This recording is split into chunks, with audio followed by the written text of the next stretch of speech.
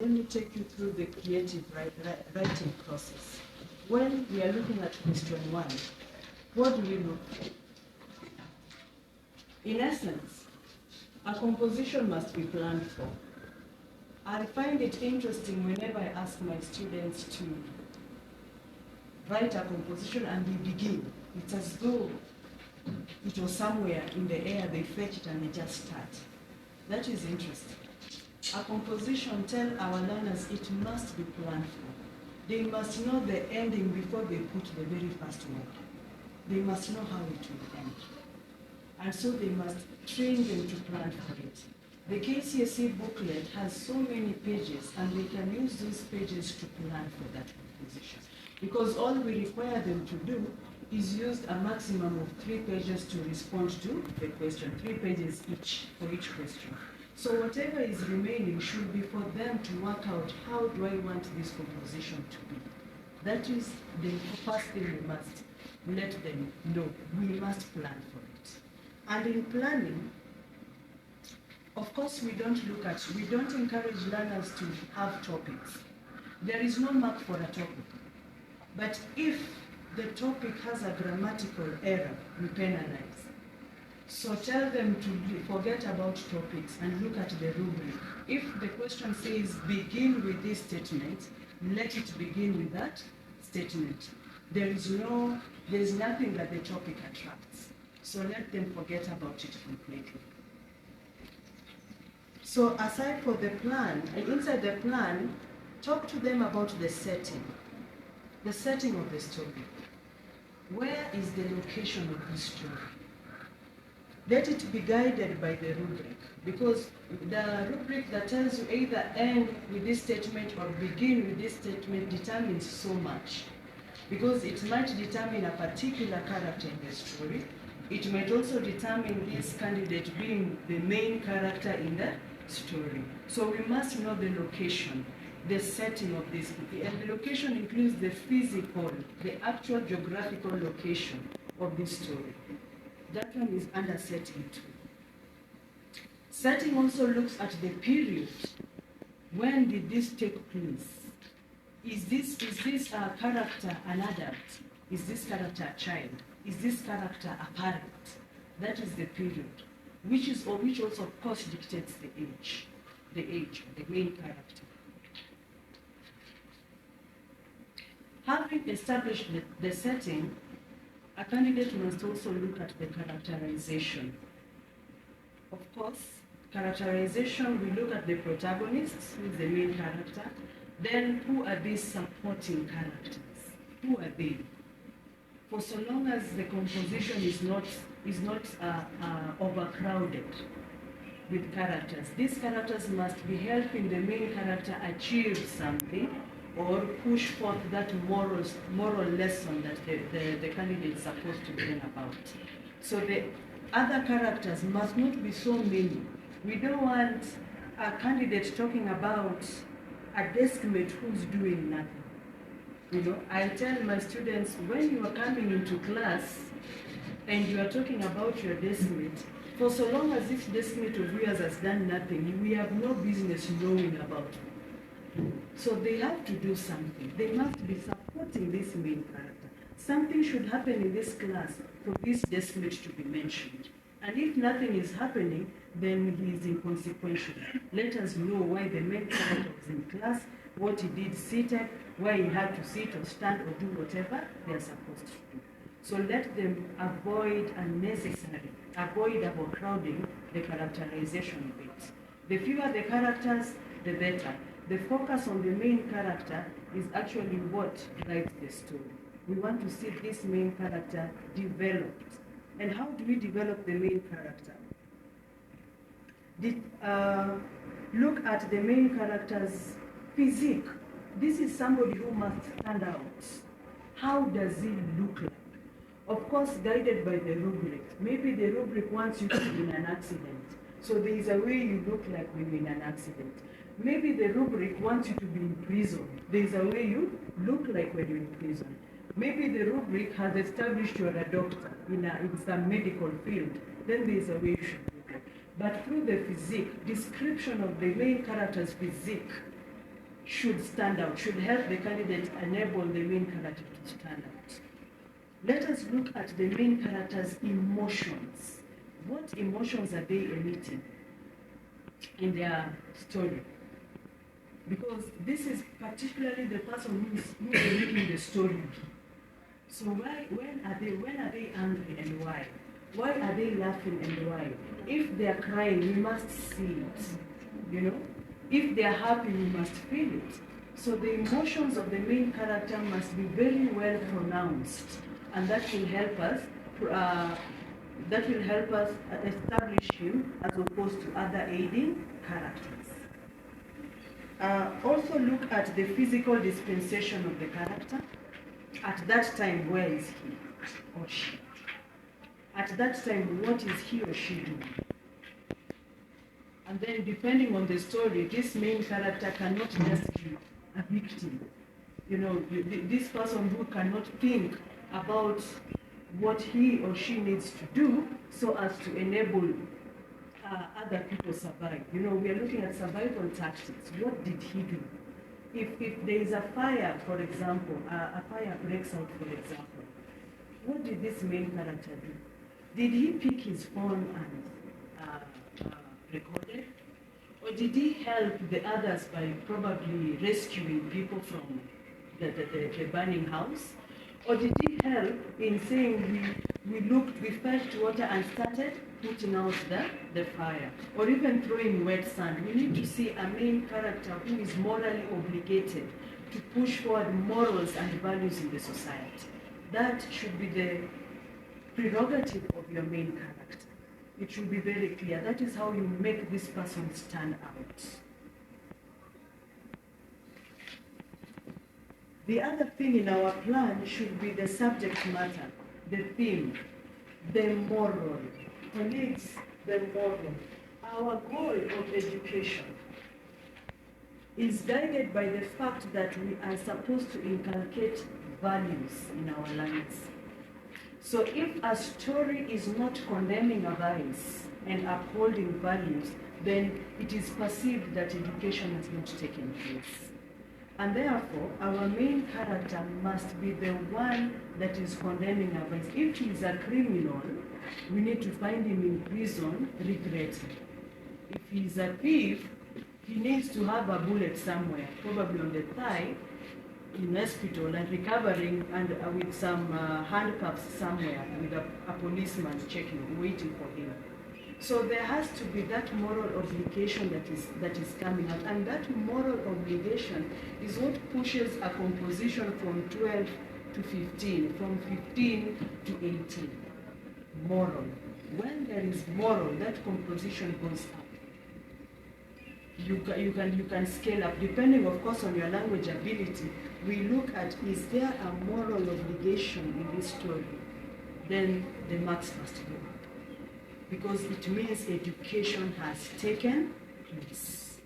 So insist on that. We want to see vices condemned, and we want to see morals upheld. In fact, this year we modified the marking scheme and introduced a penalty. For so long as a candidate glorifies a vice, that candidate loses up to 4 marks. That is a new penalty. We introduced it last year. Because we have these candidates who are mischievous. They can be very immoral. They can be very, devious. They want to take drugs and nothing happens to them. Or they sell drugs and nothing happens to them. If the story does not end in a penalty, then the candidate loses 4 marks. So tell them early, let them know early, that we no longer let it pass. We don't just give you the linguistic mark. We check, has education taken place? Because that is the goal. Let it be a deterrent. We hope that this year we shall have very few cases such as this. And then we look at a very controversial aspect of a story, and that is conflict. Conflict, most people assume that conflict needs to be abrasive. There has to be a fight. Not really. A conflict can be internal. I could be wrestling with thoughts in my mind. Should I help you? Should I not? That's a conflict. Okay? I could be wrestling with feelings of jealousy depending on how a relationship is going about. That is conflict. So let learners know that it doesn't have to be war. There is no war here. No, no, no, no, no. It can be generated, it can be internal, and it needs not to be resolved. Not all conflicts get resolved. After all, don't we want suspense? That is how suspense comes about. It's not necessarily that a conflict must be resolved. So let us not insist, but let us see it. Because then again, you cannot be this kind of person who wakes up, grows up in the best home, gets the best education, and goes to the best, gets the best job, and then you get the best spouse, and you give birth to the best children, and your life is just the best. There's going to be something somewhere, the reality of it, isn't it? Mm-hmm. So that is what we let them come up with. And they are very clever at doing it, only that they may not consciously put it across. So you realize some conflict comes at the very last paragraph, having made a composition very plain. Then we see the conflict here. It needs to be developed very systematically. And that's why we say, let us see the emotions of the main character. When he is a calm person, when he's a lovable person, then we must realize that if there is an antagonist somewhere who will come and some will push the buttons of this protagonist, we must see the resistance up to the point they are pushed to the wall for this conflict to come out. That the person we met in paragraph 1 was calm, cool, calm, and collected. This antagonist has pushed the buttons. The resistance limit has reached this point, and I had to slap him. You know, let us see, how did this provocation came about? Let it be developed very systematically so that we understand. In the end, we must see the action, the regrets, perhaps the remorse, and then we can now tell some moral obligation is coming on, because we expect that when you hit, you must be able to be remorseful at some point, depending on the circumstance, of course.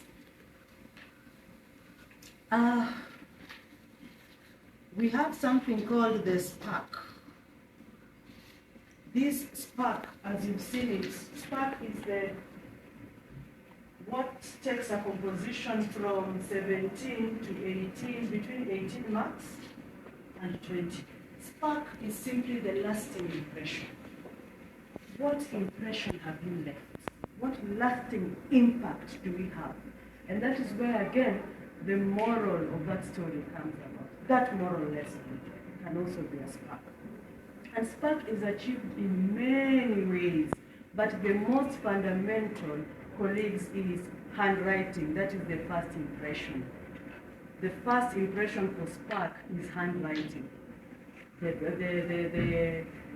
prettier it is, the more marks or the attention. You are supposed to arrest my attention with it. Of course, it is our first impression. Let's emphasize that. Then spark also comes about by effective punctuation. Effective punctuation. There are some full stops, exclamation marks that are very effective. They communicate so much. Teach them about effective communication. Teach them about variety of sentences. And here, we are not just looking at the simple, compound, complex kind of sentences. We are looking at even the short sentences, the one-word sentence. Sentences can be one word. We have taught that, isn't it? Let them use them. Let these sentences be the kind that emit emotions. If we are looking at a very sad episode, then the sentences are likely to be long. And if we are looking at joyous episodes, then we will have short sentences, just telling us what happened after ecstasy, then what, jubilation. They tend to take the short sentences. So let them use sentences to create that emotive mood, bring out the mood of the composition. And then vivid description. Vivid description. Let our candidates heavily use vivid description. Vivid description here appeals to our senses, the sense of sight, sense of touch, sense of taste, sense of smell. If you passed through a corpse that has been there for many days, the sense of smell has come out. Okay? Something was smelling. It attracted your attention. Describe that smell. If you are hurt somehow and probably some blood spills from your mouth, then you must taste the blood. Tell us, how does it taste? You realize you are bleeding when you realize you have some salty taste in your mouth. When you touched your mouth, some blood. Let us taste. Let us appeal to this sentence. Use vivid description to bring out these senses. That in itself is going to help us develop a spark. The spark, again, comes about by withholding information. Again, we spoke about systematic release of, developing the conflict in a very systematic way. Withhold information, give us a small dose at paragraph 1, play with our emotions and take it to paragraph 6. So by the time you are coming to the last paragraph, give it full. Withhold information. Withhold information. Don't just say everything in the first and second paragraph. Compositions that begin, Tony was a good boy. That is a complete summary. We know that we are going to have a narration of Tony, how he was a good boy, and he's going to end as a bad boy. So let us avoid such. But they are very, very common. So let us avoid such. Tell us about Tony. This time he woke up, what did he do? This time he met probably the brother, what did he do? Then we see the goodness of Tony through developed interactions with other characters that are supposed to support the fact that he was a good boy. Then in between, tell us what happened. As he joined high school, he got some friends, perhaps some friend called Mercy or John, and what John used to do. So we look at the interaction between Tony and John and how it changes Tony from the first person we met in paragraph 1 interacting so cordially with the brother or the neighbors. So it's just not enough to say Tony was a good boy. Describe those interactions and then develop Tony. Let us see his badness. Let us sympathize. Let us empathize with the parents. Let us see him somewhere regretting time wasted, life wasted, or opportunities wasted. Let it come out.